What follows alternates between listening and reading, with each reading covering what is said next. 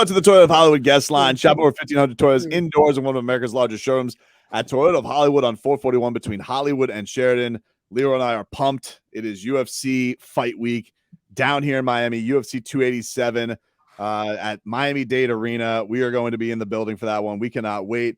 And the voice of the UFC, John Anik. We have spoken about this before with John. It has been spoken into existence. It is happening. John, first of all, good afternoon. Thank you for the time. And how pumped are you that you do not have to stay in hotels or anything like that, that you have a hometown fight you get to call? Oh, it's good to be with you, boys, especially with this Miami backdrop. We have talked about this before, BT, as you well know, and with respect to the entire Sunshine State in which we all reside.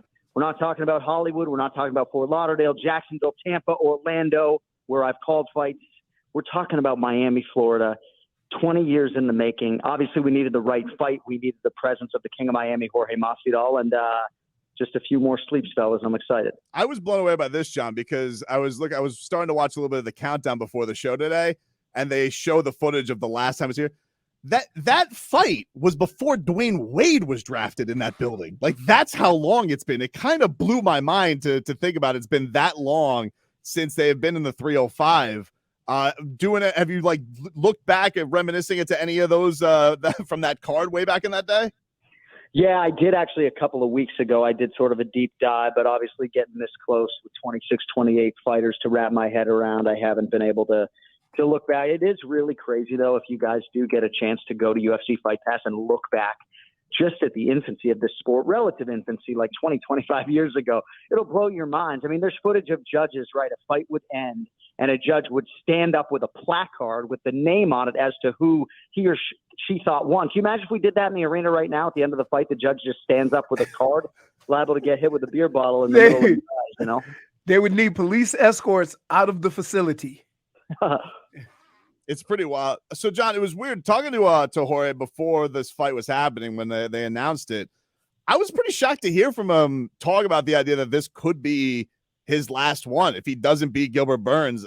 We haven't really heard Masvidal talk about that like he's picturing maybe that this could be the end. Are you surprised, like, that all the years that he's been in this, that he realizes that, you know, when he talked to me, he said back against the wall, that was the terminology he's using for this. How much do you feel like is on the line for him in this one, and where his career's at? Well, he's 20 years in the game. I mean, the first time I ever called a mixed martial arts fight in 2009, he was on the card. And of course, it was his 20th pro fight at that point in time. So I don't have to tell you guys he's been at this a long time, you know, more than 50 professional MMA fights. That says nothing of what he's done in the streets, of course, but there's a lot of miles on his tank. And even though his schedule hasn't been particularly intensive over the last several years, I think he would probably tell you in a quiet room that he is not in his fighting prime. As great as this training camp was, as much as in theory this Miami backdrop could help him, you know, this is not a prime Jorge Masvidal. And I think certainly the betting line reflects that, even though I think it's totally out of whack to see Gilbert Burns as a 5-1 favorite. But I will say, if George loses this weekend, 4 in a row, he's in Miami.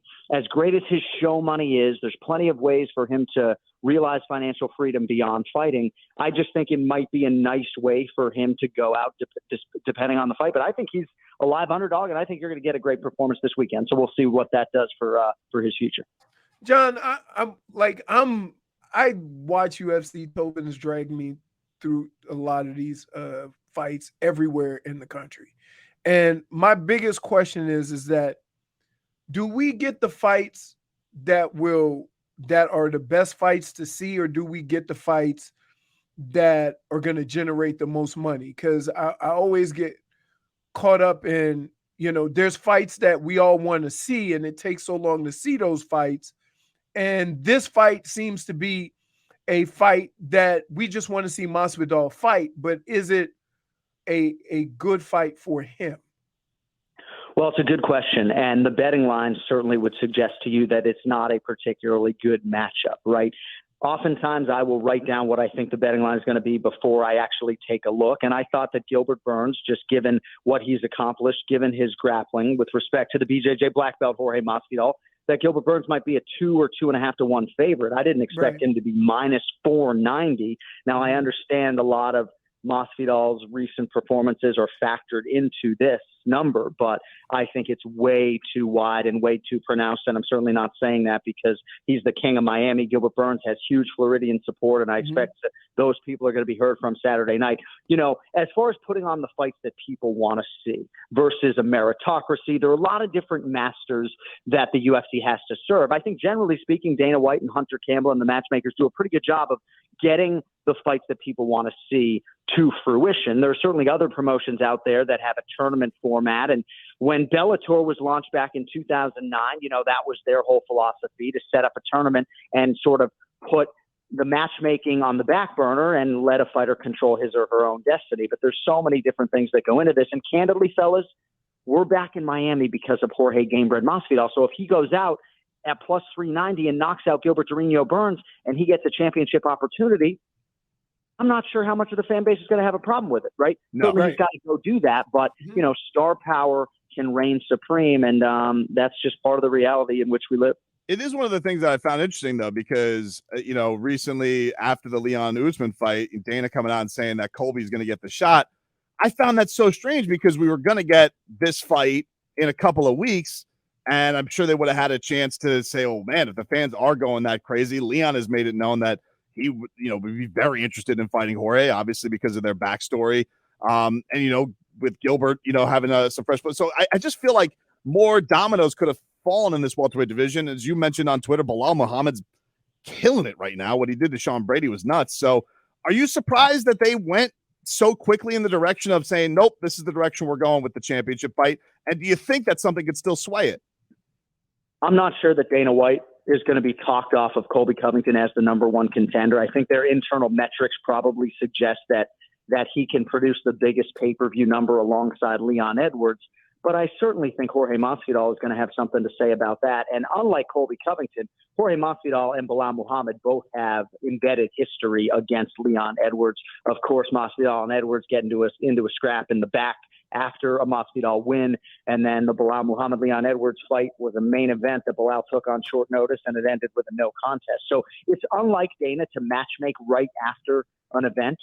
But I think he has a lot of respect for Colby, the way Colby has maybe navigated certain situations behind the scenes that we're not privy to, the fact that he did not only weigh in as a backup in London, but looked damn good in doing so. And, you know, even though Colby and I don't always see eye to eye, I do see him as one of the best pound-for-pound fighters in the world. So I'm a promoter more than I am a journalist. I can probably make a case for all of these guys, but to me, in a meritocracy, it's not Masvidal, it's not Covington, it's not Burns. Bilal Muhammad's the number one contender. Yeah, it's no doubt, especially, you know, all the criticism I think people took of his style. What he did to Sean Brady was crazy. Like he buzzsawed him, and I think that stunned a lot of people. And I feel like, you know, his reward for that apparently is getting the Shavkat, who's also looking like an absolute monster. So it's weird sometimes, John, and I think this speaks to Leon being the champ now. It's weird how sometimes, you know, it takes guys the longer ride, and maybe that's more satisfactory for them. But, you know, you never quite know who gets the tap on the shoulder at the right time. But maybe, you know, that'll make Bilal, if he ever becomes champion, that much sweeter. Yeah, and it is interesting because we are in an era where a lot of champions will call their shot. And Israel Adesanya, the former champion who fights Alex Pereira this weekend in Miami-Dade, has long been the guy who has called out the number one contender. He's always calling out the most dangerous guy and wants the most dangerous fight. I think Leon Edwards is probably the most dangerous welterweight in the world right now, and he's the one with the belt, right? But I think he wants to be able to sort of control some of that destiny, and I'm not sure he's going to be afforded that opportunity. Obviously, money talks, but they seem pretty hell-bent on making the fight between Covington and Edwards, so much so, to your point, Tobin, that they kind of undercut Masvidal and Burns a little bit, who are fighting here in a few days. There's some people at middleweight I haven't been able to understand, John. Yoel Romero, I don't understand how that made 185. Paulo Costa, but Alex Pereira, I don't understand, John. I don't understand how is he that size? How can he get to that size? Because when he gets in the cage with Stylebender, he looks like a monster, and he's like one of the biggest freaks in the sport right now. Does he have the most impressive body for the weight class that he fights at? Yeah, I think that's fair to say. I mean, there have been some physical freaks, and there are a lot of them. Even a guy, Jailton Almeida, who is crossing between light heavyweight and heavyweight right now, is an absolute freak. But yes, Alex Pereira looks so different physically than he did in the first kickboxing meeting between these two athletes. And he cuts a lot of weight. He cuts a lot of weight late in the game. He doesn't sleep dehydrated. He's one of these guys who wakes up morning of and cuts a lot of weight. So sometimes people are kind of waiting with bated breath to see if he's going to actually make the number. And who knows? I mean, 215, 220 is what he probably walks at the following night, right? 30 pounds heavier than what he weighs in at, 36 hours prior. I'm not sure how long he is for the weight class, given that reality. I think he could move up to light heavyweight as soon as Saturday night, depending on what this result is. But I do think that you will see Alex Pereira as a light heavyweight and as a contender. I think there's a lot of favorable matchups for him at 205. Before we get you out of here, John, how many people are hitting you up for tickets this week? It has to be crazy. Like, I imagine in your town, are people just hitting you up left and right to try and get you cage? Because I think it's going to be a star-studded event in Miami, UFC. I know this is a place where people are going to want to be seen. So what is John Anik's phone like this week of people to get in last minute? It's wild, man. And I will tell you, it's a lot easier for me to get a ticket in Orlando than it is Miami. I mean, I'm sure a lot of your listenership has seen some of the prices of these nosebleeds. And hopefully, if your listenership hasn't seen a UFC live event, as many of you out there that are listening can find a way in the building. I'm trying to get my 11-year-old daughter on the floor, kind of getting the Heisman from the UFC, but hopefully I can get her down. No, we'll see. I just want her I want to be able to go and see my daughter. She's never experienced a pay-per-view before, so I'm very excited for that. But yeah, man, I just think that Miami's just different, right? And I say that with all due respect to everywhere else we have been in Florida. I didn't think that this was going to materialize. I started getting wicked pessimistic. And if Masvidal does retire this Saturday night, thank goodness we got this done, because he's going to be 39 in November. And I really think his presence on the card, among other factors, was really the impetus to check this box for us. You got it, John. Listen, if they're giving this stuff up, one seat next to DC and Rogan, like, let's go. Like, just call it Take Your Child to Work Day. Like, that's got to happen. That's the least they could do for you, man. Hey, of course, my twin brother's calling me. He's like, can you at least have her wear something appropriate in Miami-Dade Arena on Saturday night? I said, we appreciate the time, John. Thank you for always making time for us. We can't wait. We can't wait to be in the building this weekend. We're looking forward to it, man. Thank you.